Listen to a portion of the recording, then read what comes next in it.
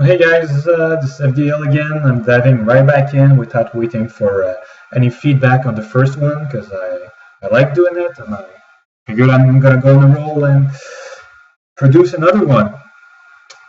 So we're still into Shattered Fates previews, and I think I said in the first one that it's in open beta. It's not in open beta yet. It's in closed beta for the time being. It's only those who back the Kickstarters who have access to the test server. So what I'm going to do now, I'm going to look at another new hero. This time it's going to be the Shadow Warrior. So Vess Swifthand. A lot of people assume she's a she, and so do I. So we're going to go with that. And you can, unfortunately, your heart is not released yet, but you can imagine a woman with very fast hands and agile hands, whatever that means to you.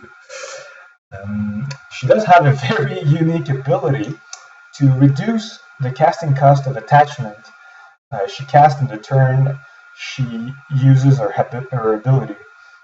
So basically, it means you can play Crippin' Blow for free, you can play an Enrage for one, or Blood Frenzy for free. So it allows you to play a lot of cards at once.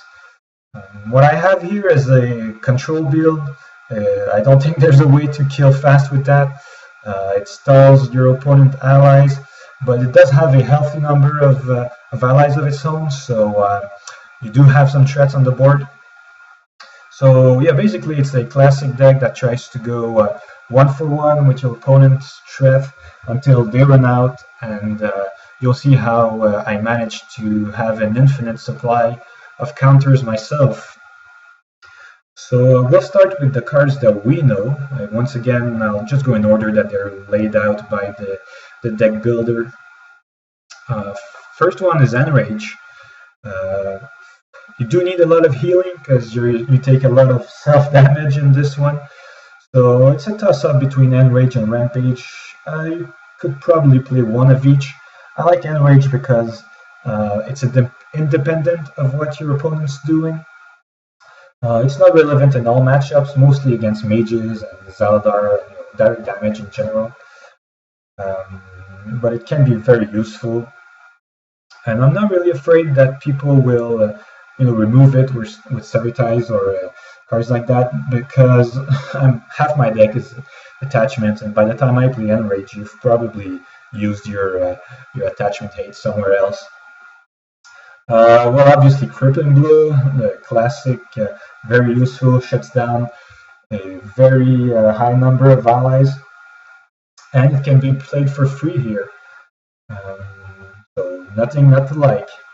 Obviously, Blood Frenzy. Blood Frenzy draws you an extra card every turn, unconditionally, so that's very great. And you can also play it without a tempo loss because you can play it for free on turn 3 or 4 and play an ally at the same turn, so you get even more value out of it. But it is self-damage in a deck that tries to go long, so that's one of the reasons that you need a lot of healing. But it's not in veteran, so I mean, like most of the deck is attachments, and most of it are warrior attachments. So and Braxton Veteran allows you to pick the one you want from your graveyard. It's the 4 of, without a doubt, key ally here, and allows you to go infinite with the next card here, Earthhouse Crypt, which allows you to put the top ally on your graveyard back on top of your deck. So you draw a lot of cards in this deck.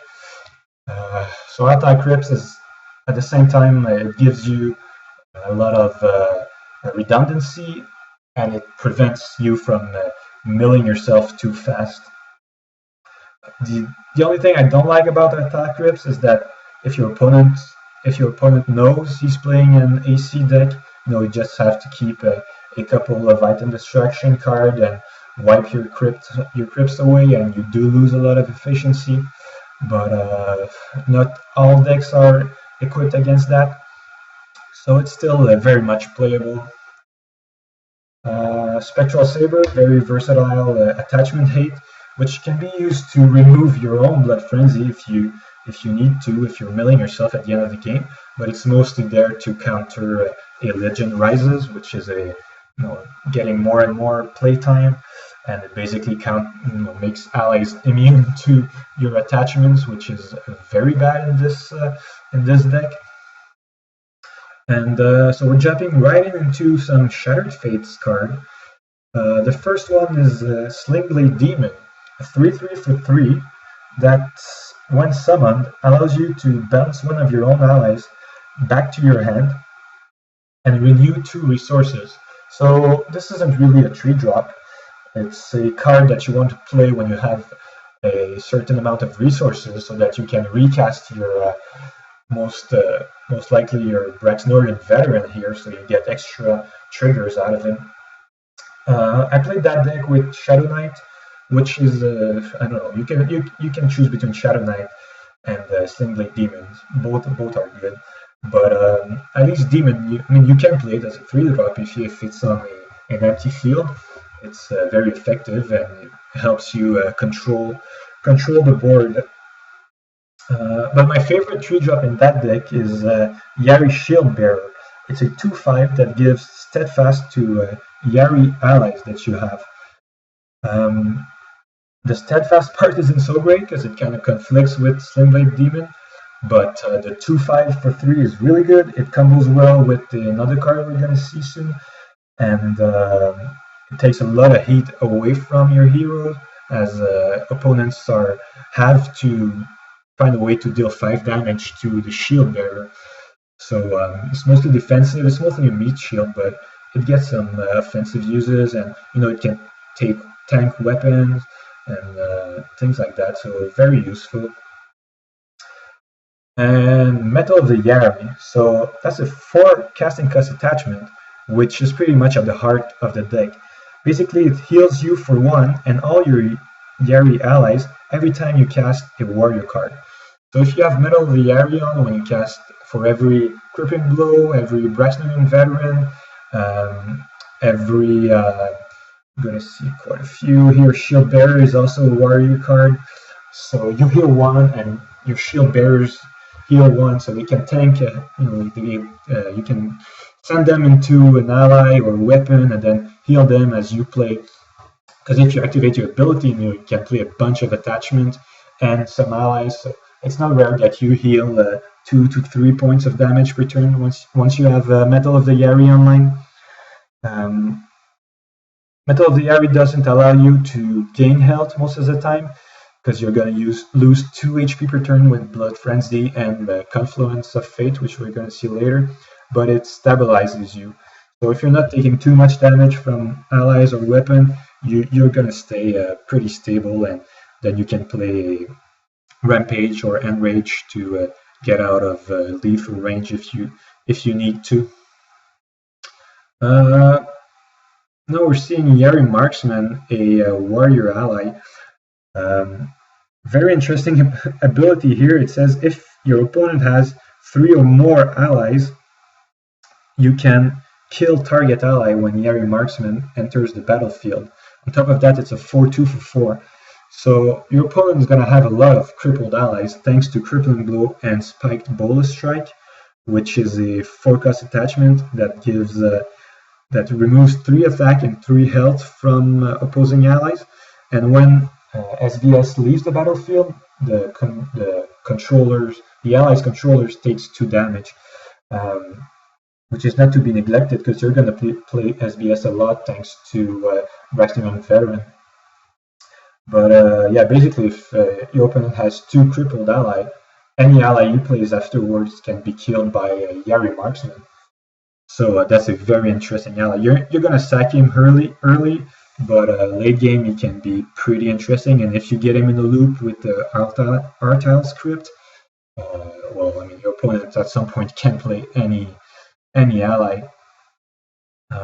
And if he survives, which happens despite his 4/2 body, you get to attack for 4 either an ally or into the hero.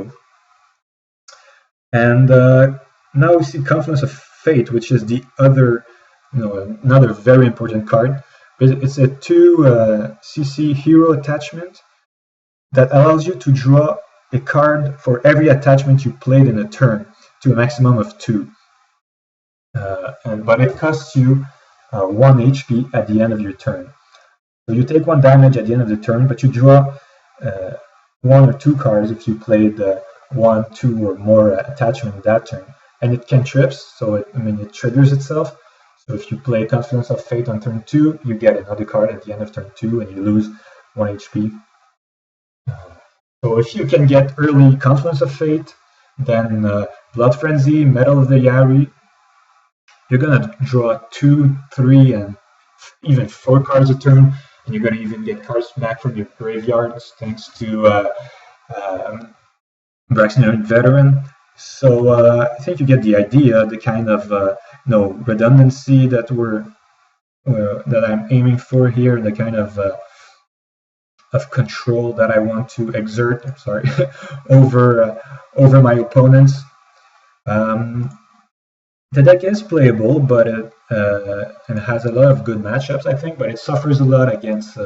Notice I don't have any smashing blows, but I should have some smashing blows in there, because if you play King's Pride or too many ally boosts, you can get your allies out of SBS range, which is very bad for me. But I'm gonna go look for a game, and hopefully we have a good one to show you.